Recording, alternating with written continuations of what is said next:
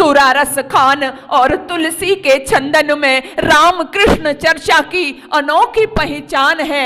निर्धन कभी कोई काऊ काऊ पे गुमान करे, मोए तो अपने देव दयानंद पे गुमान है, मोए तो अपने देव दयानंद पे गुमान है। तो ऐसा ऋषि जिसने कोई क्षेत्र छोड़ा नहीं, विधवा विवाह के नाम पर, छोटी छोटी बच्चियों के विवाह के नाम पर छोटी छोटी बच्चियों का विवाह कर दिया जाता था। इतिहास में बहुत सारे लोग आपको मिलेंगे, ऋषि दयानंद को भी स्थान नहीं मिला जो मिलना चाहिए था।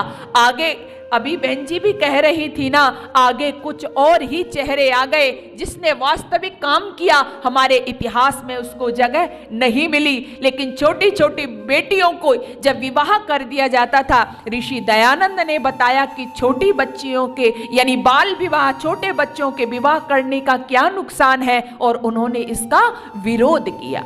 ऋषि दयानंद ने, मैं देखूं मैं कौन सा उनका क्षेत्र कहूं जिस पर उन्होंने विचार न किया हो, जिस पर उन्होंने काम न किया हो।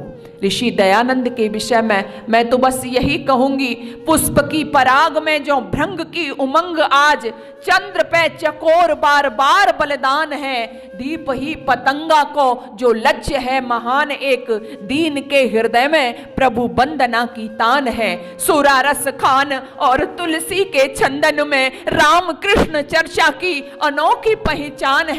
निर्धन कभी कोई काऊ काऊ पे गुमान करे, मोए तो अपने देव दयानंद पे गुमान है, मोए तो अपने देव दयानंद पे गुमान है, मोए तो अपने देव दयानंद पे गुमान है।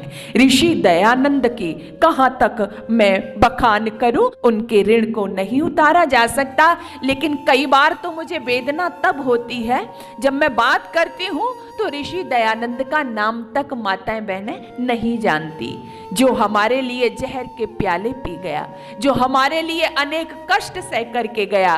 किसी ने सांप डाले, किसी ने बिस्तर डाल दिए, किसी ने जहर पिलाया, किसी ने ईंट मारी, किसी ने पत्थर मारा, लेकिन सब कुछ वो हंसी हंसी सहन करता चला गया। किसके लिए? अपने देश के लिए। किसके लिए? मातृशक्ति के लिए। किसके लिए?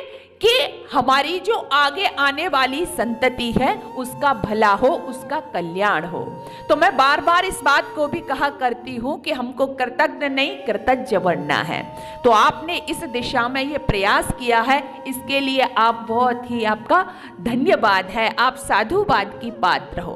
तो ऋषि दयानंद के ऋण से उऋण होने के लिए हमें हर संभव प्रयास करना है। उनको 1 घंटे या 1 दिन में ऋषि दयानंद की जो दया है उसको मैं नहीं बखान कर सकती। लेकिन जो बात मैं कहना चाहती हूं, ऋषि दयानंद ने मातृशक्ति के लिए बहुत कार्य किया।